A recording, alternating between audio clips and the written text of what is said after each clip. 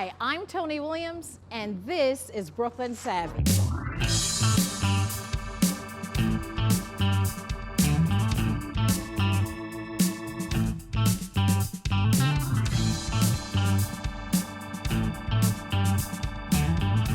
Hi, I'm Toni Williams, and welcome to Brooklyn Savvy. Well, this episode, Brooklyn, has been a long time coming because one of my passions has always been intuition and spirit life and prophecy, all of those gifts of the spirit I've always been enormously interested in, and I decided that that's what I'm supposed to be, as opposed to fighting it.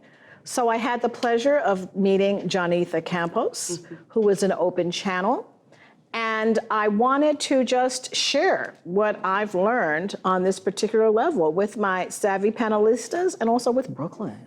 So I'd like to introduce Nomiki Makrilos, Colette Ellis, and Phyllis Whitethorn.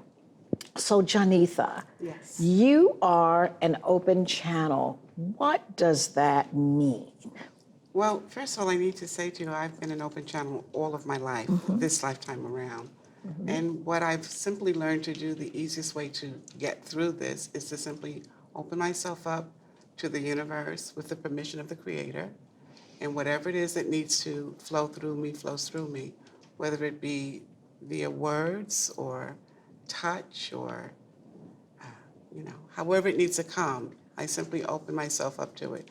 I do create some boundaries about what I want to be connected to, but lots of times the Creator tosses that aside, and that's simply how it happens for me. Do you see pictures, meaning, or hear voices? How does it? All of that. Sometimes it comes through sound, audio. Sometimes I actually see pictures. Sometimes there have been times when it's channeled through me. Sometimes they allow me to do what I call intuitiveness. Reaction is kind of like waves. The information comes through as waves, but then it gets translated for me into the words so I can tell you what it is that's going on.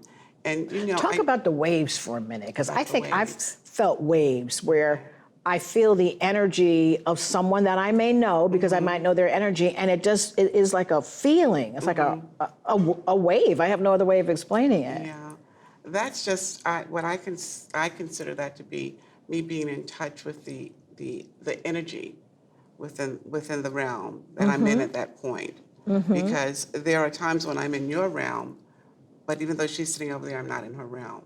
So I'll feel your energy, and it comes from me. It shows up as waves, and I don't know how to be any more specific because the experience is different for everyone. How did you know that it was not your imagination?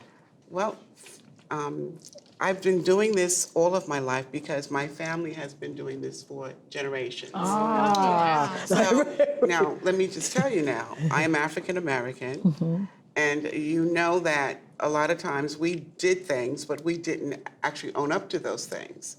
So people would say, oh, you don't want people to think you're a witch. But let me tell you this, And so it was taught to me in that kind of that way, yes, you are. Yes, you do. Yeah, you do hear that, or you do see that over there. But that's okay. You don't have to tell anybody else that kind of way. My mother told me all her life, as children, how do you know everything? I told you I'm a witch. And just the word was scary. Absolutely. The connotations are like, whoa, But it was scary to protect you also, because you had to be careful of who knew that you were capable of this, because you didn't want to be institutionalized. You didn't want to be teased. You didn't want to be thought as crazy. And so throughout the generations, it was taught to you in different ways. I think for my family, my nieces, those who come now, have an easier time of it, because we're so open. I have a sister. I have a son. I have two sons. It's part of our normal day. So if I see you talking to somebody and I don't see the earphone in your ear, or I don't, see you on a cell phone, I don't necessarily get nervous that you're talking to yourself. Do you understand what I'm saying? So many people look at it as a gift. Excuse me, but I just wrote here, gift. I was getting ready to say that. There we are. I'm just teasing, but I'm not teasing. I'm for real. But as you were talking, that's Yes. what I was hearing. And I understand you saying, yeah, be careful of who knows it. But in the same respect, I think of that as a gift. And maybe it's because my sister, I have a sister who says that she was born with a veil. A veil over her face. And Yes. she has always embraced that. And so that, to me, it's a gift to be able to be open and to be able to receive in that way. Well, how brilliant your parents were that they were able to teach it to her that way. I had an older brother who was born with a veil over his face, and one of the beliefs was if you stand behind someone who is born with a veil over their face and you look over their left shoulder, you'll see all they want to see. Oh. They see, and nobody wanted. So constantly people were, I can imagine. For me, it's not accurate because I haven't had that experience. But I also know that there are people who say that is the case. I've not had that experience. I see, and I don't have a veil. Wasn't born with a veil over my face, and I see people singing and not acknowledging it. This is important for me to say. Every person has the access to this information. Everybody's intuitive. We get information. We cloak it with words like mother's wit, gut feeling, deja vu.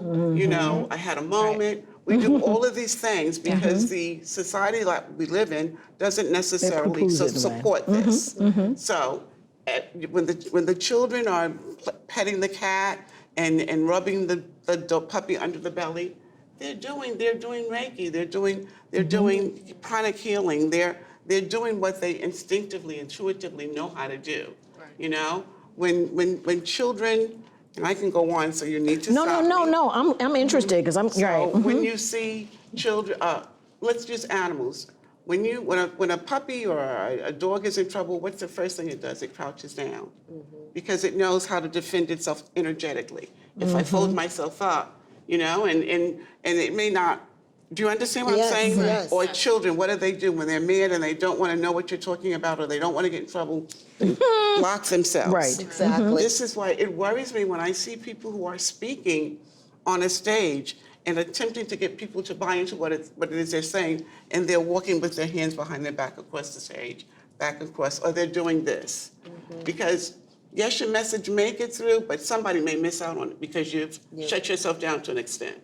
So if you're not practicing yoga all the time, or you're not doing things where specifically the folding of your body is shutting down, is not only shutting down the energies, then I ask you not to do that. When I'm sitting with somebody and we're doing the work, because this is work for me, this is not entertainment.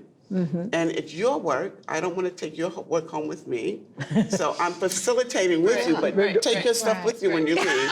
I'm responsible for my end. Right. I don't want to see your Aunt Sissy later on. And that puppy that loves you, I don't want it running across my bedroom. All that kind of stuff. Well, it's interesting that you mentioned that, and I guess prefacing the question with, I have had these moments where I will wake up in the middle of the night, and I actually had that moment of like a dog sitting at the end of the bed. Really? And so I have these, it's in that, that in between sleeping and waking, and for me, I guess the question is how can I or other people learn to not be afraid? Because I haven't necessarily invited it in. I'm just waking up, and there it is. And so usually I make the choice that if I don't want to, I'll just like close my eyes or I'll pull the covers up, because it's not something that I asked for. But it's that sense of how do I stay open as opposed to reacting from fear. For me, it's intention. What do I intend to get out of this experience?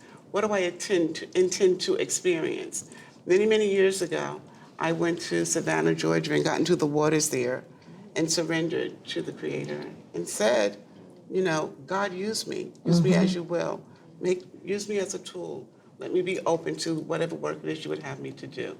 Now, I did that not knowing that all this was going to come with it, but there has to be an intention. Right, okay. And you have to know that, I always say for the word fear, F-E-A-R, it's simply false evidence appearing real. We all know this. So If I really, really want to scare myself, I can say that.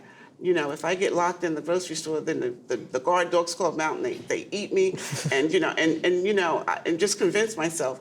And when the store starts closing down, I'm getting the heck out of there because I made myself believe dogs really do come out. Right. So you have to break your habits, the things that we normally do, and you have to have faith, and you have to have trust. I trust the Creator to keep me safe. I trust that whatever experience I have is one that's going to grow me. It's up to me if it's going to grow me abundantly or not. There are some people who get up in the morning, a beautiful hot morning, 80 degrees in the first thing in the morning, and say, "Oh my God, it's hot. It's terrible. This is going to be terrible." And there's some people that get up and say, "Wow, it's summer day. It's like I feel like I'm in the Caribbean. This is lovely." It's a choice that you make. Right.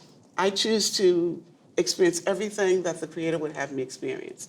So I really am an open channel. When I walked into this studio, got something for almost everybody here. Oh, Wow. It was not my intention to do that. Right. My intention. Right. That's really my ego. Because remember, I made a promise. I asked for something. Right. Yes. But my experiences is like, so you learn how to work with that. Okay. But I let the Creator know that I'm ready. And let me tell you something. Once you say you're ready, I'm also hearing that you're in the moment and you embrace the moment and you're open to the moment, Yes. whatever it is. And that's kind of a little bit of the work that when I work with clients that want to learn to be more intuitive. And again, I like that you said that sometimes we give it different names, our gut reaction, because we want to stroke it and make it acceptable. Exactly. But when you finally get someone who feels the strength, the inner strength, to open themselves up to that, it's amazing how intuitive and how tuned into different things they never saw before that they can be. And I've seen this also in my practice. And I know for myself, I also, as Phyllis said, I consider myself very intuitive. And, I take a risk in what I let in, what I don't. Sometimes it's good and sometimes it's not good. Right. And that's, like you said, it's part of sometimes you don't ask for everything you get, but you get it. Yes. Right. But being able to sit with it and being mindful in that moment and being able to process what's coming in and then deciphering, okay, now what am I doing with this? How can I channel this? Where does it belong? Right. And trying to figure that direction out is the next My step. questions are related to boundaries and positive versus negative. I wonder sometimes if the fear isn't based on wondering if it's negative or positive. Now, of course, you can rely on the Creator because we can have complete faith, but we do know that there's a lot out there.